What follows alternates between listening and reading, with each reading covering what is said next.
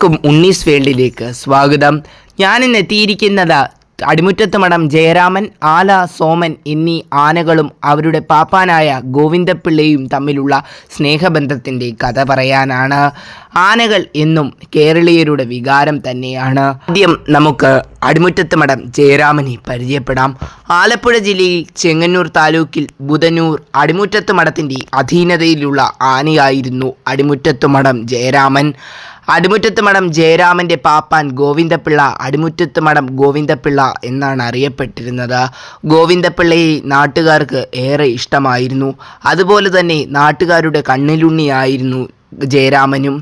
ആനയും പാപ്പാനും തമ്മിലുള്ള സ്നേഹബന്ധത്തിൻ്റെ കഥ പറയുമ്പോൾ ജയരാമനും ഗോവിന്ദപിള്ളയും തമ്മിലുള്ള സ്നേഹബന്ധത്തിൻ്റെ കഥ കൂടി പറയണം. ഒരിക്കൽ ആനയുമായി മദ്യപിച്ച് ലക്ക് കെട്ടുവന്ന ഗോവിന്ദപിള്ളയെ മാന്നാർ പോലീസ് അറസ്റ്റ് ചെയ്തു.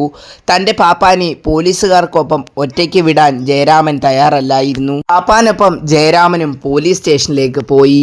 തൻ്റെ പാപ്പാനെ വിട്ടുകിട്ടാത്ത സ്ഥിതി വന്നപ്പോൾ ജയരാമൻ മാന്നാർ പോലീസ് സ്റ്റേഷൻ്റെ ഒരു ഭാഗം ഇടിച്ചു തകർത്തു. ഒടുവിൽ വശംവദനായ പോലീസുകാർ ജയരാമനൊപ്പം പാപ്പാനെ വിട്ടയച്ചു. പാപ്പാനും ജയരാമനും തമ്മിലുള്ള സ്നേഹബന്ധം അത്രയേറെ വിലപ്പെട്ടതായിരുന്നു. ജയരാമന് ശേഷം ഗോവിന്ദപിള്ള ആലപ്പുഴ ജില്ലയിൽ ചെങ്ങന്നൂർ പെണ്ണുക്കര പ്ലാപ്പിളിത്തറയിൽ രാഘവക്കുറുപ്പിൻ്റെ അധീനതയിലുണ്ടായിരുന്ന സോമൻ എന്ന ആനയുടെ ഒന്നാം പാപ്പാനായിരുന്നു.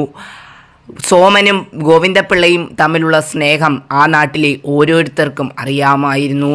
സോമൻ ആല സോമൻ എന്ന പേരിലാണ് അറിയപ്പെട്ടിരുന്നത്. ഒരിക്കൽ മദ്യപിച്ച് ലക്ക് കെട്ട് ആനയുമായി റോഡിൽ കിടന്നിരുന്ന ഗോവിന്ദപിള്ളയെ ചെങ്ങന്നൂർ പോലീസ് അറസ്റ്റ് ചെയ്തു. സോമൻ വിടുമോ?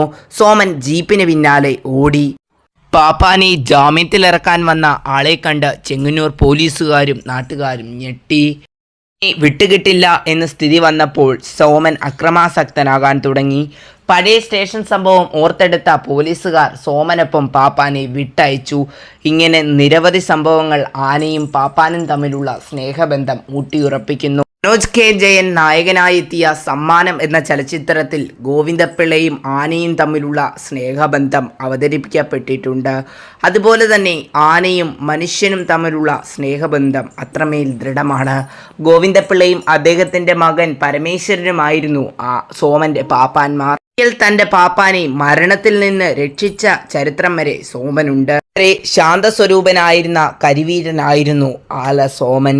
28 കൊല്ലം തുടർച്ചയായി തിരുവൻവണ്ടൂർ വിഗ്രഹലബ്ധി യജ്ഞത്തിൽ പങ്കെടുത്തിട്ടുണ്ട്. 2000 ഇരണ്ടക്കെട്ടിനെ തുടർന്ന് ഈ ഗജവീരൻ ചരിഞ്ഞു. നിങ്ങൾക്ക് ഈ വീഡിയോ ഇഷ്ടപ്പെട്ടെന്ന് വിചാരിക്കുന്നു. ഇഷ്ടപ്പെട്ടാൽ ലൈക്ക് ചെയ്യൂ, കമൻറ്റ് ചെയ്യൂ, ഷെയർ ചെയ്യൂ, സബ്സ്ക്രൈബ് ചെയ്യൂ.